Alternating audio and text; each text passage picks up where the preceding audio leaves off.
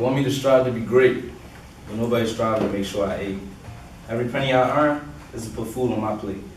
And every night I go to sleep late, dreaming about all 8 of my sisters I remember when I first started cooking. All the plates I had to make, just being the man of the house, making sure we all ate. But nobody knew I was 13, helping Mook push some weight. So there's a lot of things my family, friends, and mentors don't know about me. There was a time when I was about to sell dope. I swear at this point I had lost all hope. Heart so cold made December feel warm. But now I'm on my grind, providing for myself. 96% of the time, I'm at work getting money so I can feed myself. I don't ask nobody for money. I was tired of hearing excuses about how it's gonna break their pockets. I could have flipped a couple bricks to make some profit. But I remember, I was created by God to conquer and accomplish any and every goal. But even though sometimes I'm in a dark place, don't allow my eyes, my smile, and my laughter to make you assume that I'm happy. There's times when I feel like nobody loves me.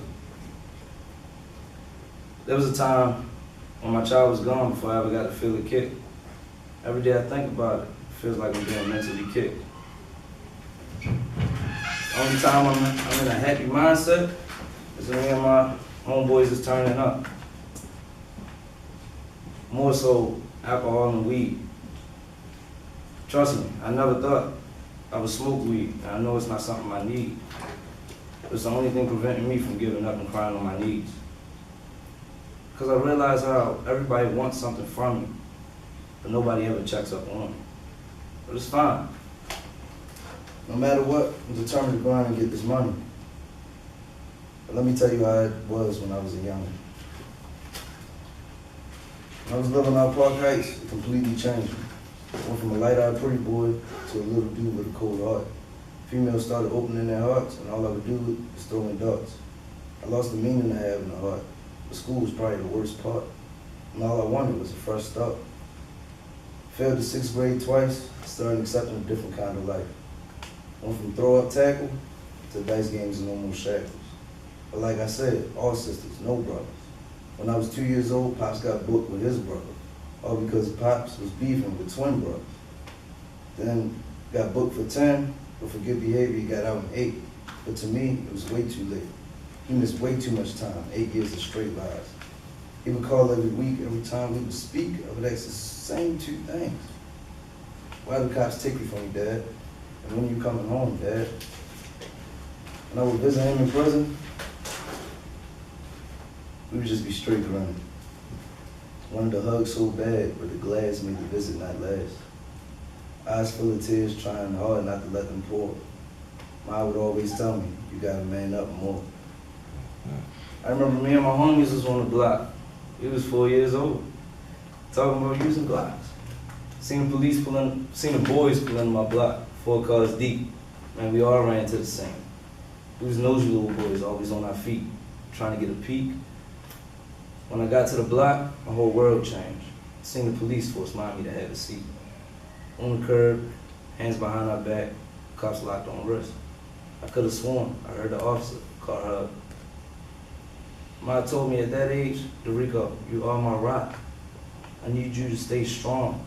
You are the man of this house. To me, that meant I gotta be tough.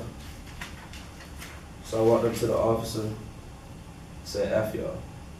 He took my father and now my mother. At that very moment, I really wish I had a brother, so we could team up together and fight these battles for my mother. I had so much heart at that age. I approached the officer, kicked him in the nuts, and said, boy, don't you ever touch him. Neighbors ran out and grabbed me before things got ugly. And after that day, I never want to feel that lonely. After I failed the 6th grade twice, man, we was so broke.